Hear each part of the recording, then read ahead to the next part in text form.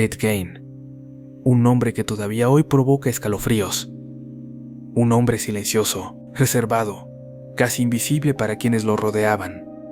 Pero bajo esa calma se escondía una oscuridad que nadie en el pequeño pueblo de Plainfield podía imaginar.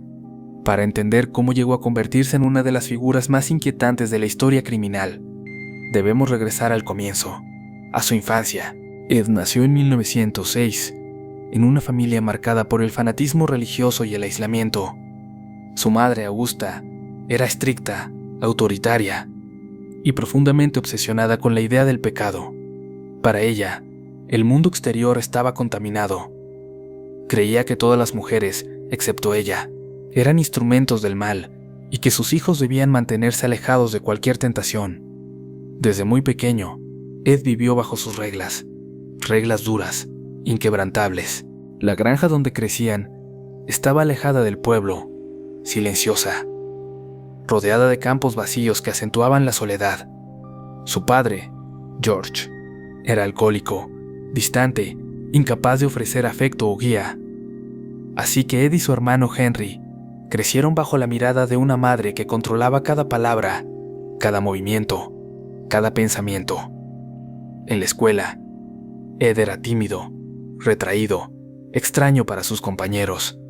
No sabía socializar, no entendía las bromas, siempre estaba solo, y cuando regresaba a casa, su madre reforzaba su aislamiento con sermones sobre moralidad, castigos y advertencias sobre los peligros del mundo. Ed la escuchaba con devoción absoluta.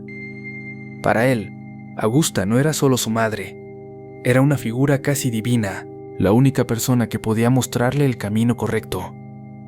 Mientras otros jóvenes descubrían amistades, intereses y emociones, Ed vivía atrapado en una burbuja creada por el miedo, la culpa y la obediencia.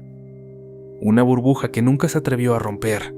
Con el paso del tiempo, el comportamiento de Henry, su hermano mayor, empezó a cambiar. Él sí cuestionaba a su madre, sí criticaba sus creencias, sí veía el daño emocional que les estaba causando. Pero para Ed, escuchar a Henry hablar mal de Augusta era intolerable. La adoración que sentía por ella era absoluta. En 1944, un incendio en la propiedad cambiaría todo. Los bomberos encontraron el cuerpo de Henry, sin vida, y aunque su muerte fue catalogada como un accidente, las circunstancias siempre fueron extrañas. Había señales que no coincidían, preguntas que nunca fueron respondidas, y un silencio incómodo alrededor del caso.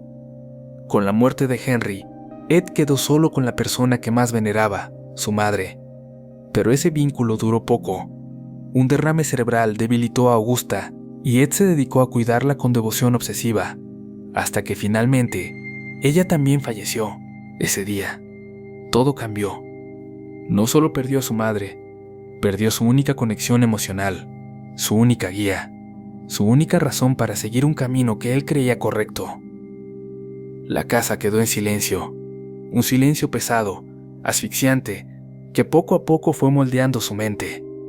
Ed selló las habitaciones de Augusta, las mantuvo intactas, como si ella aún viviera allí, como si pudiera volver en cualquier momento. Y en ese mundo aislado, vacío, congelado en el tiempo, su mente comenzó a desmoronarse. Ed empezó a leer libros sobre anatomía, relatos macabros, historias de muerte.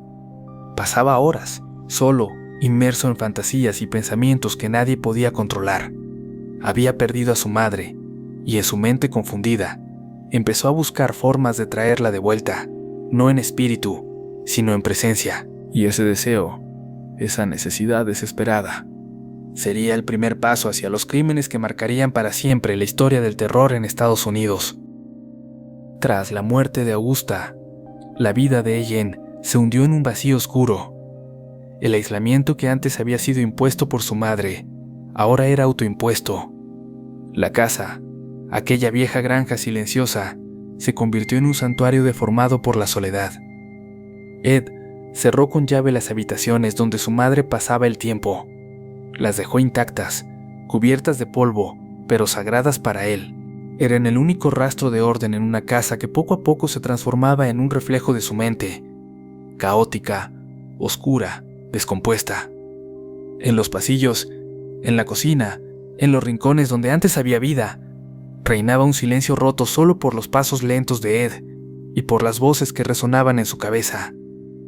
Para el resto del pueblo, él seguía siendo ese hombre tímido, extraño, pero aparentemente inofensivo. Ayudaba a los vecinos con pequeños trabajos, arreglaba cosas, contaba historias raras, pero nunca agresivas. Nadie imaginaba lo que ocurría tras las paredes de esa granja, a solas. Ed comenzó a obsesionarse con la muerte. Leía libros sobre autopsias, disecciones y crímenes violentos. Revisaba revistas de anatomía, estudiando cuerpos, formas, piel. Era una fascinación que crecía sin control. Pero su obsesión no era simplemente morbosa, era emocional, psicológica. Estaba ligada a la figura de su madre. La desaparición de Bernice Worden fue el punto de quiebre. El día estaba frío, silencioso, como si el pueblo entero presintiera que algo oscuro estaba por revelarse. Bernice era la dueña de la ferretería local, conocida, respetada, una mujer tranquila que llevaba años atendiendo el negocio familiar. Cuando no abrió su tienda aquella mañana, todos lo notaron. Su hijo, el alguacil adjunto Frank Worden, entró a la tienda y lo primero que vio fue una escena desordenada.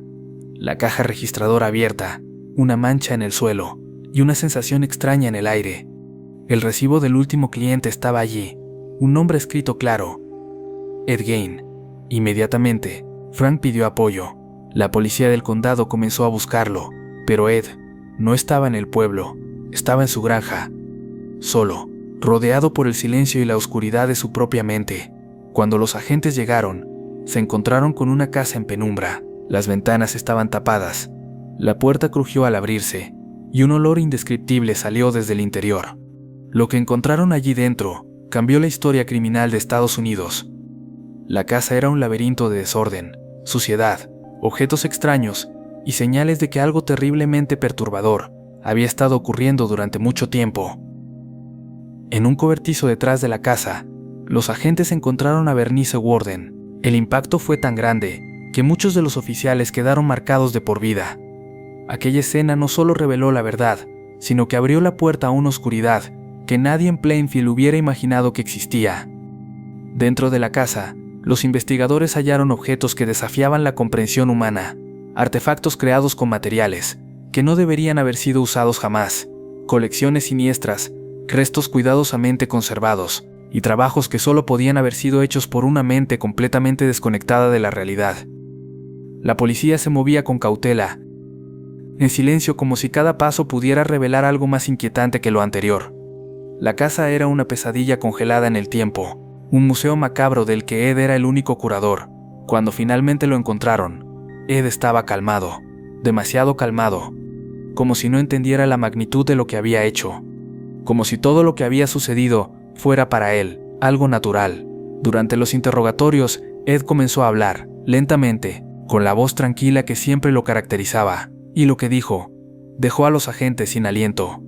Confesó haber visitado cementerios durante años, haber desenterrado cuerpos, haber tomado partes específicas para trabajos que solo él entendía, y haber construido objetos que, según él, tenían un propósito emocional. En su mente, no había maldad, solo necesidad de llenar el vacío que su madre había dejado.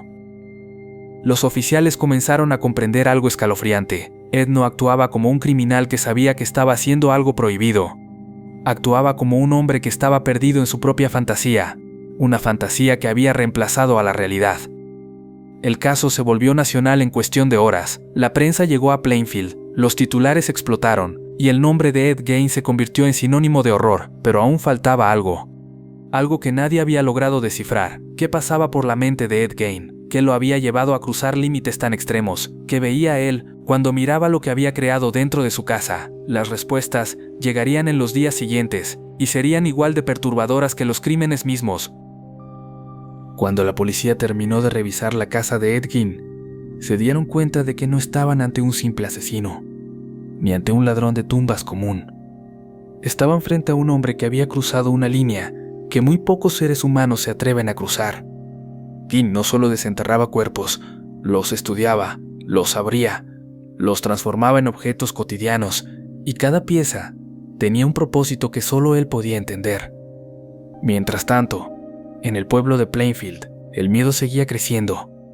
Los vecinos no podían dormir, no podían comer.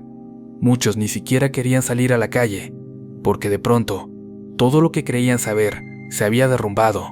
Por primera vez, la gente miraba su propio entorno con desconfianza. La tienda, la gasolinera, el camino hacia la escuela. Todo parecía distinto, como si la realidad se hubiera deformado, igual que la mente de Ed Gein. Los investigadores continuaban encontrando pruebas que parecían interminables, más huesos, más restos, más objetos hechos con piel humana. Cada descubrimiento era peor que el anterior, y cada uno dejaba en silencio absoluto a todo el equipo forense. Pero mientras caían más evidencias, un pensamiento inquietante empezó a surgir. ¿Qué tanto había hecho Ed Gein que aún no habían encontrado? ¿Qué otros secretos guardaba esa casa, enterrados bajo capas de polvo y locura? Finalmente, después de semanas de investigación, los agentes estaban listos para interrogarlo de nuevo.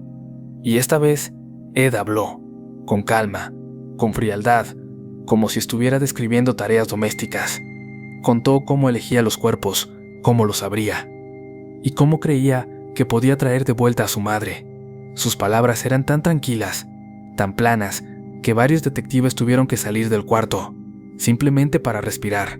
Al final, el caso de Ed Gein quedó cerrado, pero algo quedó claro: no había sido un asesino serial común, no había buscado víctimas por placer, tampoco por impulso. Lo que lo movía era una obsesión enfermiza, una necesidad imposible de satisfacer, y aunque su historia terminó hace décadas, el eco de sus crímenes aún resuena, en películas, en libros, en pesadillas, porque la casa de Ed Gein no fue solo un lugar, fue un recordatorio de que a veces el verdadero horror viene de la soledad profunda, de la mente rota y del deseo desesperado de no dejar ir a los muertos.